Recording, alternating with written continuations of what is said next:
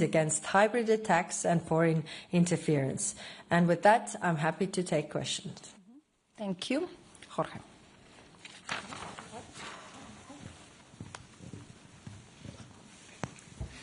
Hello, Jorge Liboreiro with Euronews.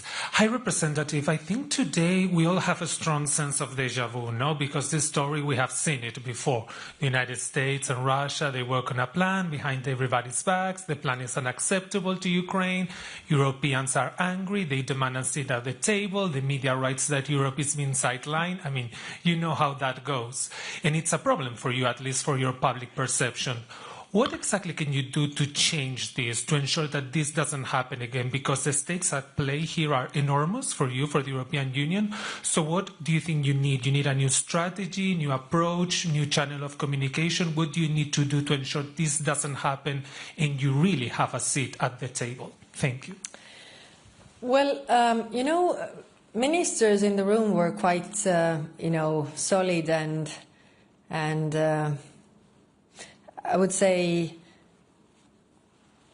calm about this, because we have seen this before, and because different peace plans cannot work if the Europeans and Ukrainians do not agree to this. So that's why we focus today's discussions on what are we doing and what is our course of action. Like I said, we have a two-point plan. One is to pressure Russia, and today we discussed very intensively how to work on the shadow fleet, because we also had the head of intelligence, European intelligence, in our meeting, giving concrete examples and numbers how the sanctions on shadow fleet are really affecting Russian revenues to fund this war. And this is our approach, and that's why we focused on our approach.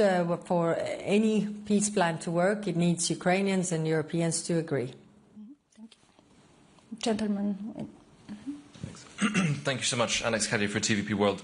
I wanted to ask about the shadow fleet, first of all. When do you expect there will be concrete changes in the European powers' ability to actually impact these ships and actually make the difference you want to see? A second question on the Polish rail incident. You mentioned yesterday the example of Baltic Sentry, and you said we need something similar here. I didn't have a follow-up then, so I have a follow-up now. Could I ask you, are you planning a broader response to protect critical infrastructure like that Polish rail incident, which the Polish Foreign Minister just said was designed to injure, if not kill people? Thank you. Yeah. Thank you. First of all, on your first question, we already have a huge impact by this shadow fleet sanctions on Russian oil revenues, and they are using the oil revenues to fund the war. I mean, today we had the head of intelligence really showing in numbers what kind of effect it has. I mean, I just bring you one number. When we started with the shadow fleet, the first week, the effect, the revenue from oil dropped via the Baltic Sea and the Black Sea 30%. And what we see, they are at the all-time lowest, but clearly we need to do more. It's not enough, but it clearly works. So I want to reiterate that. Now, on the protection and infrastructure, it's clear that infrastructure under the sea or the trains or all the infrastructure that we have, it requires a lot of effort to protect it along the way. So what are we doing? We are, of course, proposing new sanctions, but we also, share the best practices, how to tackle the online recruitment, because today we discussed also this. Who are those who are committing this? These are usually petty criminals that are bought off, to do these sabotage acts on behalf of others, and to really tackle that. And that is a national competence. But because some countries have more experience with that than the others, then to share the best practices and to really be vocal about this, that all these petty criminals cannot get away with this. If there are I will not bring you all the examples that I have in my mind to save time, but clearly we can tackle this if we go via the online recruitment and how they work with those people who are actually committing the crimes. Right. Yeah.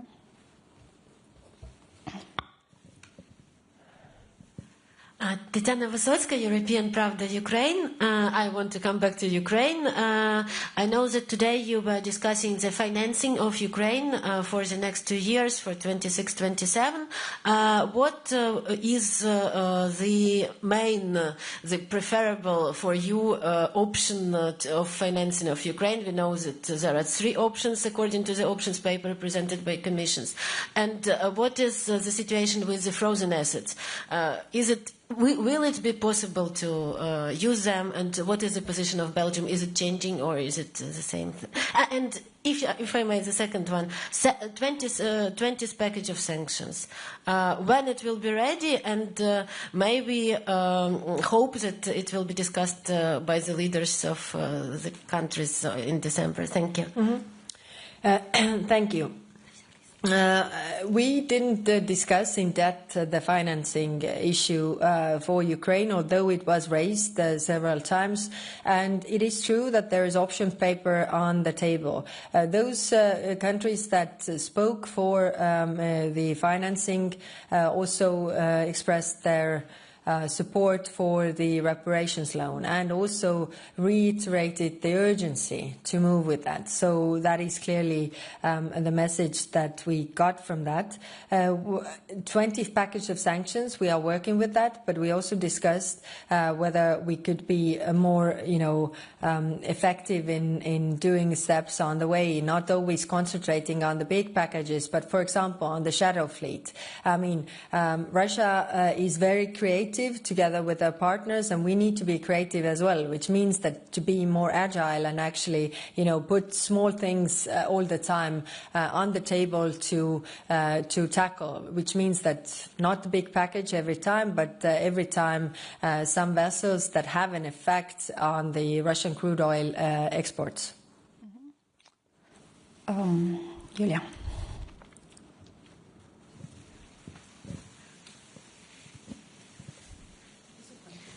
Julia Sarivan, Journal TV, Republic of Moldova. Moldova continues to be in danger as the Russian drone flew over its airspace and endangering our citizens. The same drone surveilled Romanian airspace. And also a note of protest was delivered to the Russian ambassador in Chisinau, but notes of protest doesn't help us and doesn't protect our citizens. So what European Union can do in this regard? Thank you. Via the European Peace Facility, we are supporting Moldovan armed forces also to defend Moldova. So we are trying to do in that regard what we can do. Thank you. Thank you. Andrew.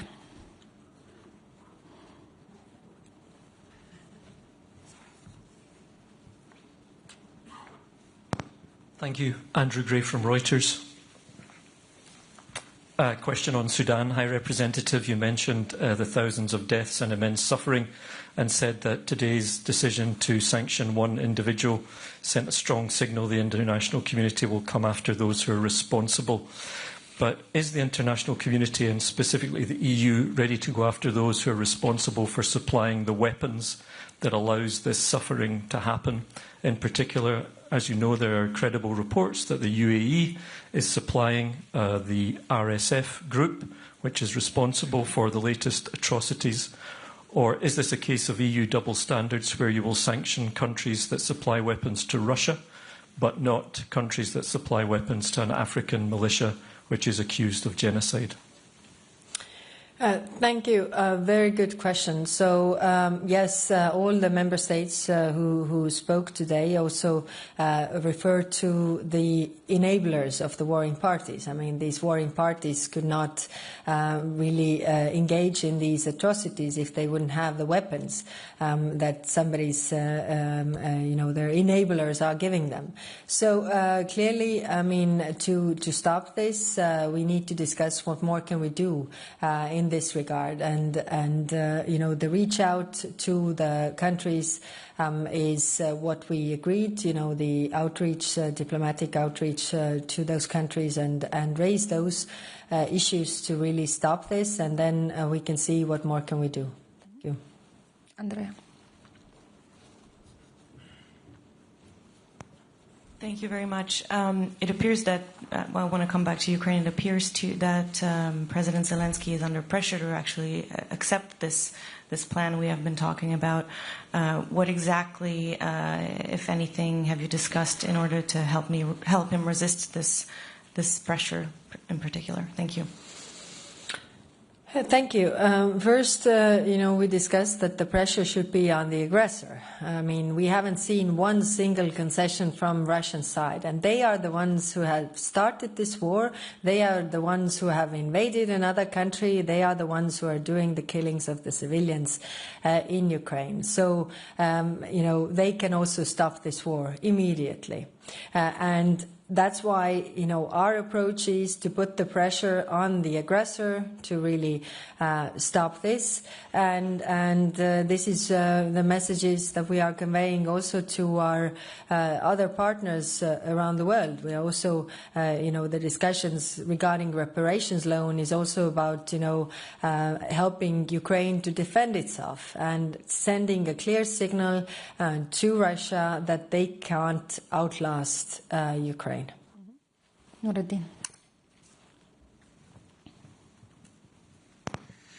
Nuruddin Fridi from Al Arabiya. Madam High Representative, responding to Prince Mohammed bin Salman, President Trump announced last night that the United States is going to work with the Quad parties to try to put an end to the war in Sudan. What is your reaction to that? And my specific question is related to what has been said about the individual who has been sanctioned. My question is, why it is only one, who is Abdurrahim Doglu? He's one of the three brothers who are leading the RSF. I guess your services knows them. And these three are on the top of the organization. They have the financial arm, they have the political leadership, etc., etc. Why it is not the whole leadership to be targeted in the sanction? Thank you.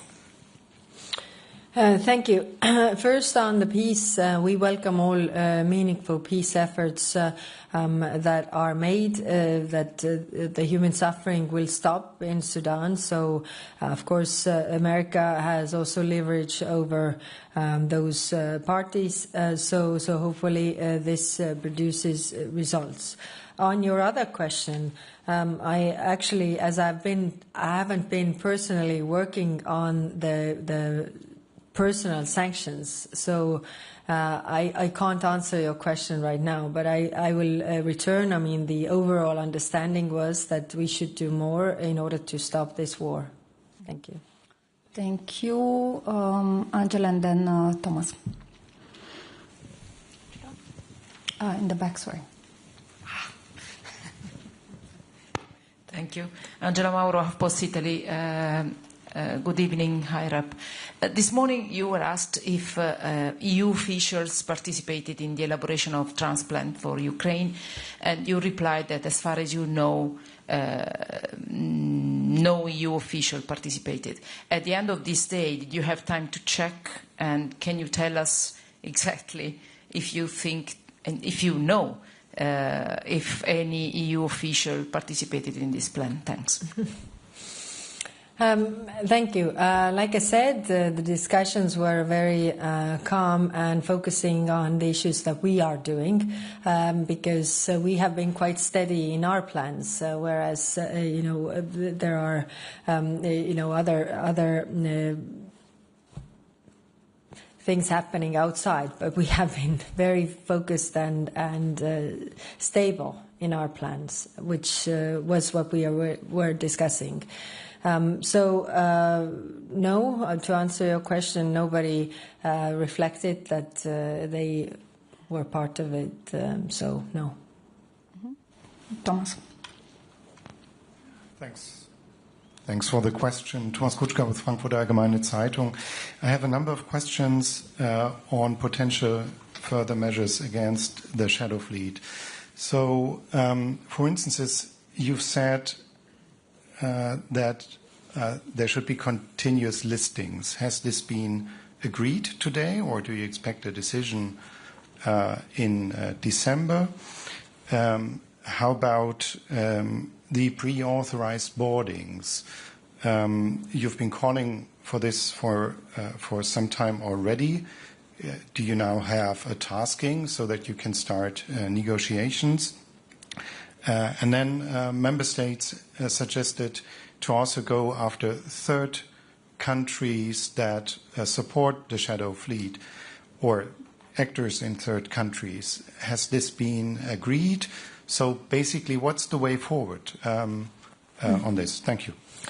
Thank you. Very, very good question.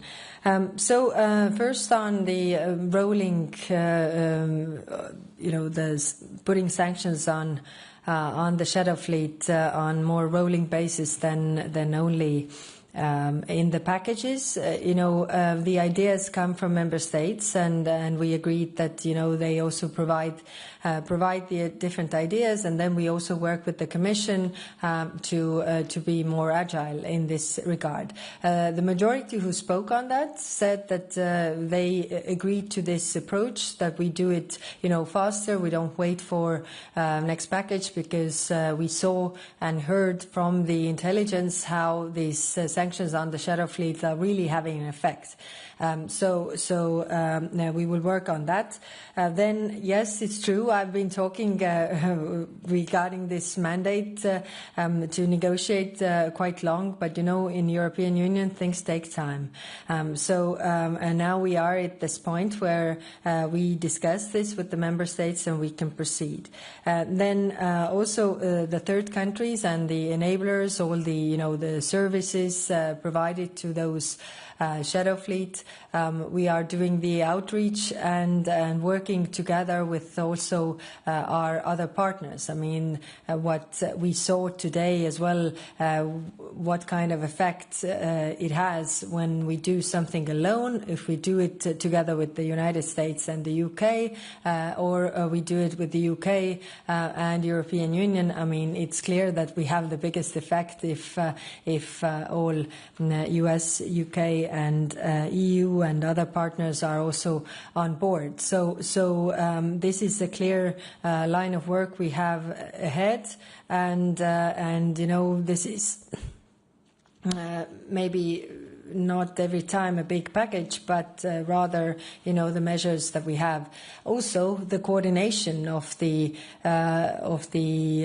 measures that can be used to, slow down these ships, whether it's environmental issues, whether it's insurance issues. And today, with the ASEM partners, we also raised this issue because it is also a question of maritime security and environment. So it is in the interest of all the countries that operate in the maritime sphere, that the rules are fair and these rules are followed. Thank you. Thank you. Last question, Mattia.